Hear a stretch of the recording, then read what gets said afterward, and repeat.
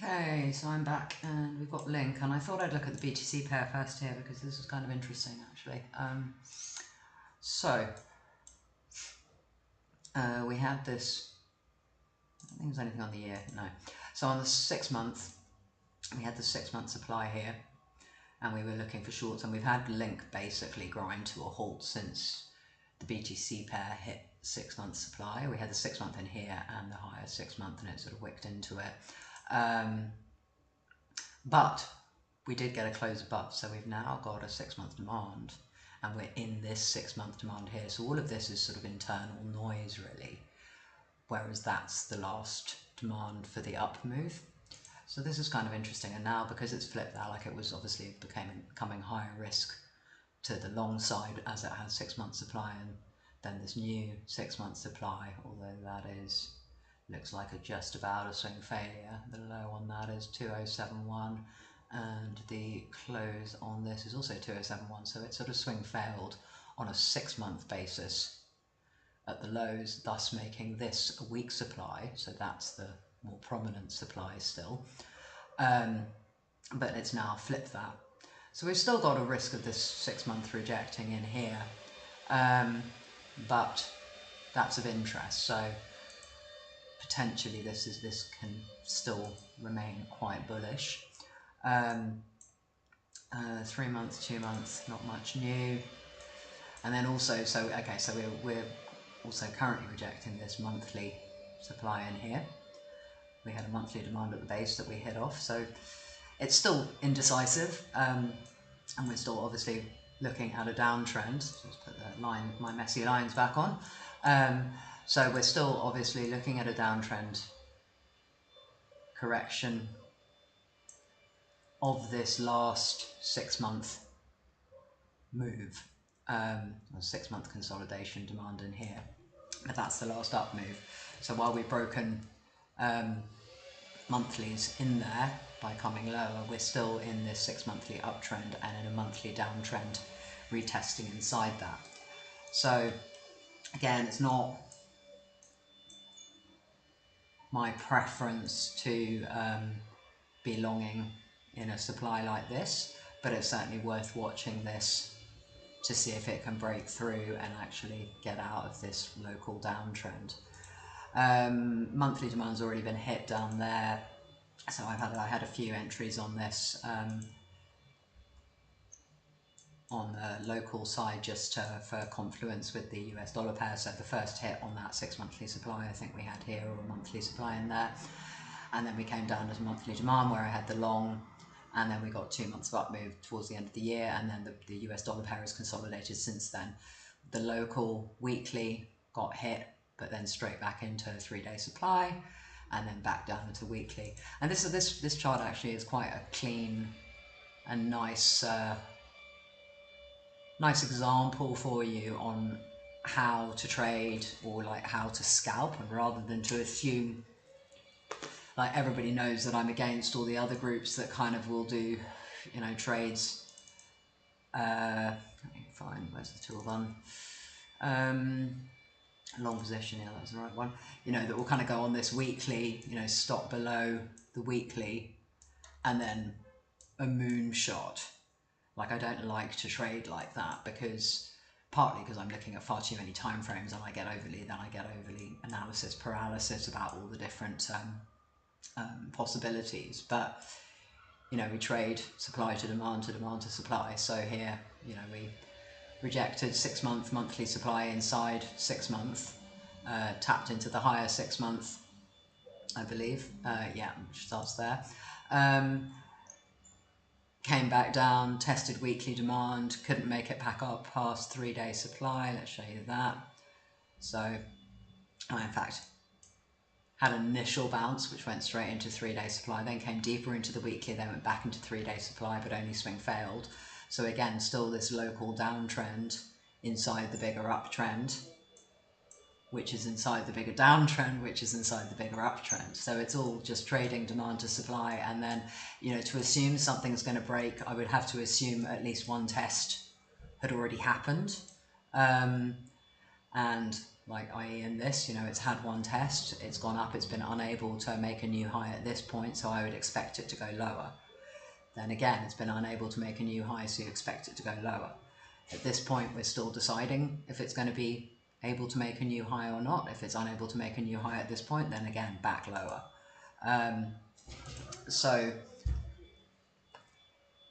after this many hits, I would like to think this 3-day is going to break at some point soon. So I think it's interesting to potentially consider this to be turning back bullish again. It's had decent moves off there. I would like to see it come and test this weekly or back even on the new 6 month, confirm that as a decent level, and then potentially have a bigger push. But this is kind of interesting, and could, while it's still sort of lower time frame bearish, we still do have a lot of demand in here for it to test and to continue and to use this new 6 months. So the 6 month is massive, so don't get all excited while it might have just bounced there and that be it, and it go and make a new high. It does have the possibility of coming significantly deeper into it still.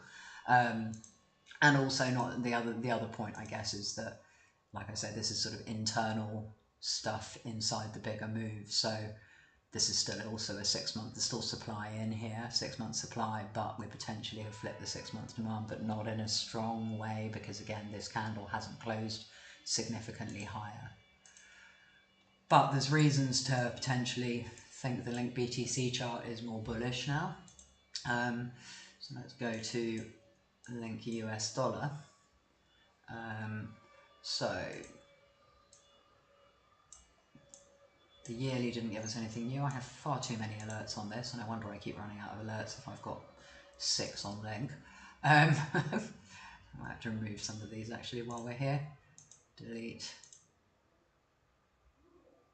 Yes. Delete. Yes. Okay, I'll keep those other 4 just for now. Anyway, okay, so 3 month, obviously, we made, our preference would have been to come down in here, hence where I had the alerts, but we didn't get all the way down that low, just tapping off the top of the SR flip type level there. We made a 3 month demand weekly, but it did wick straight down into it and took off again. In this case, we haven't quite hit 3 month supply, or it's had a few wicks up into it nearby. So again, there's arguments for this, I think, potentially going higher, at least on a 3 month. 2 month, nothing new, and we're now in monthly supply here, and hence why we've had a break in proceedings, and it's been quite a long break, since I originally did this analysis where I said, be wary because the BTC pair had also hit 6 month supply. Basically the US dollar pair hasn't really moved since, well, that's the October 3-week candle, so that's the start of November. So we've had, what, 1, 2, 3, 4, 8, 9, almost 10 weeks of consolidation in here. But again, starting to look more promising. So I have been obviously short bias, much as the same if you just watch my Sol video. It's not dissimilar, we're in this very similar monthly supply on both these charts, and we haven't significantly dropped, but we have had a whole heap of consolidation in this area. We made a weekly supply here, decent strength on it, came back up into it, and so yeah, so again you can see with all these different entries, so I've had longs and shorts throughout here, and it's actually very similar to the Sol situation that we had before, that we had, I think that was probably a 3-week or something down there, and we had this monthly supply that's where we've started to see the bigger consolidation. You can still put longs in at this point in time, that's still made a weekly demand here, I think. I don't know what that was, let me have a look. 3-day demand, so we've still got a long entry which did get a new high but didn't break out. So be conscious that you can trade both ways, and also when you see things come into these high time frame supplies, you're going to get the volatility. As things start to drop and people FOMO back in, you get the volatility that can allow you to scalp in both directions. So link was sort of slightly more challenging on this, you know, because it made a third hit to the high here, which is kind of interesting in itself. But it still, and you know, had a decent drop from there, but still has only wicked through the 8-hour demand, I think, that's holding it up down here, or 12-hour. So this was the demand at the top of the breakout up move, and it's just consolidated on top of that, barring one wick that's taken it through to another 8-hour just below that. So this is still very much a consolidation around this monthly supply, and again it has given a couple of short entries, but nothing that's had any follow-up yet. This was an aggressive short, which is actually probably now more risky. Now I've shown the link BTC chart, but while we're having this extended consolidation, and it's worth trading in both directions, and that's when you get the high risk to reward, because you can trade in smaller zones. So where are we now? We've got this weekly supply, which we're still tracking through. It's not the best supply. It's a decent supply from the fact it's closed quite a lot below, but it hasn't really gone through any significant demand, so it's a sort of mid-probability supply from my perspective. You know, and we did get the initial drop off it, but back into daily demand. Went back into this daily demand, and then it's got a second push higher in the zone. And so then again, that's when I say, you know, you can trade these as you will. You can either trade the, actually I wasn't trading the weekly supply at that point, my apologies, I was trading the 3-day inside it. So this 3-day supply, and I think there was also a 2-day there as well, so I had a 2-day, 3-day possible entry there. But again, you can trade those with your stop up here, you know, and the trade is still valid because we're still fighting with this zone. At some point you might say, okay, this is getting a bit more bullish than I'd like, you know, if it starts to make stronger 2 or 3 day demand below, and then you can, you know, get out. But you can trade this as a swing trade with your stop all the way up here and just see what happens. Or you can trade these scalps, you know, then you're looking at what, you know, okay, so we're trading this 2-3 day supply, where's the nearest demand? And in this case, and in the case of all the new majors, they all had a daily demand, and they've gone, I think most of the others have actually gone through. There's only 1 or 2 that have held this daily demand that was created on the 9th, and Link being one of them, and Link being, I think, the strongest of all the new majors. So anyway, still in this mini uptrend here, and basically a higher time frame consolidation in the monthly supply. Again, not overly high probability on shorts or longs for me here. Like I would like to see it come back down, and that was the sort of the aggressive long entry, which was hoping for the wick down into there, into that 3 day from previously, and then we've got this weekly and then 3 monthly demand if we come back there for a retest later.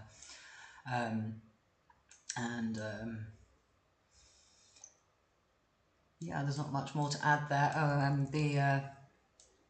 Yeah, just a tight consolidation. And then I do have that 3 month highlighted above if we get that wick up. And I guess similar to what I said on Sol, well, actually, no, the other risk with this one now is that sort of 10 weeks of consolidation, you know, this could very easily get taken out. So this is now a higher risk, you know, would have preferably have come back up into here a lot sooner on the wick. But again, you know, we're looking at a 3 month supply. There's a monthly inside it, you know, this is a giant zone, so while I alert the start of the zone, that doesn't necessarily mean it's going to reject immediately at the start of the zone. You want to be looking at the more tighter levels with inside, and also at where the fibs are. So that is coming into the 6170, but you know, the rejection doesn't have to be on this line, so I should just point that out, but the alert is there.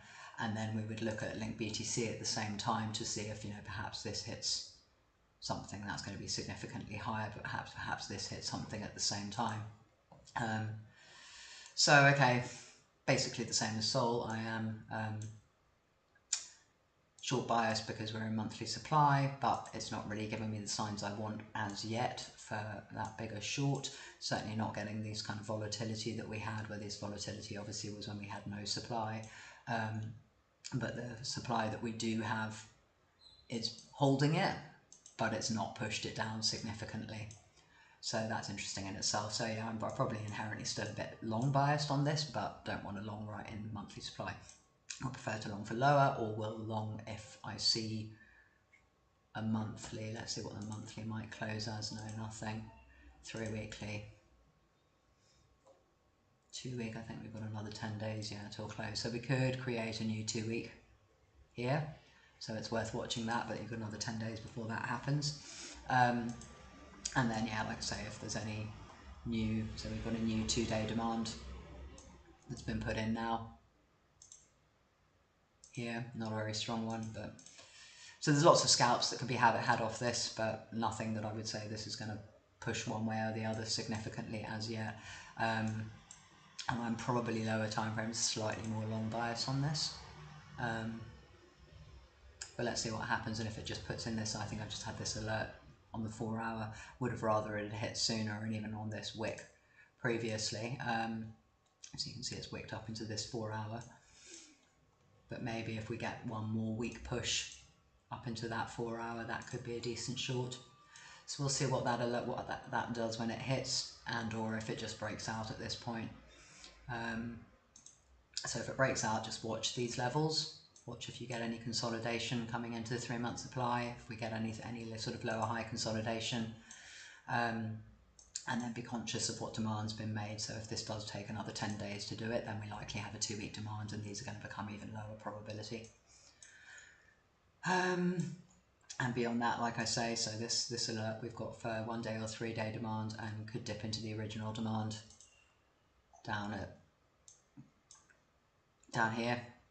So this is what I'm explaining on the Sol. This is a good example actually. It's what I'm explaining on the Sol chart, that when you've got this kind of chop, then I tend to look at the lower, what is the actual demand that sits at the top of the impulse.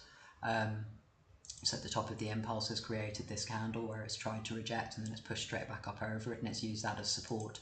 So this I consider a better support than the more aggressive ones at the top. But again, now 10 weeks of consolidation, this isn't necessarily going to be a good zone if it does manage to come back down here. So we'll see. If you want your stink bids, you're looking at 7-8 area, which is where we would get if we got that significant move. If we got the significant drop. Anyway, that's about it on Link. Hope that's useful.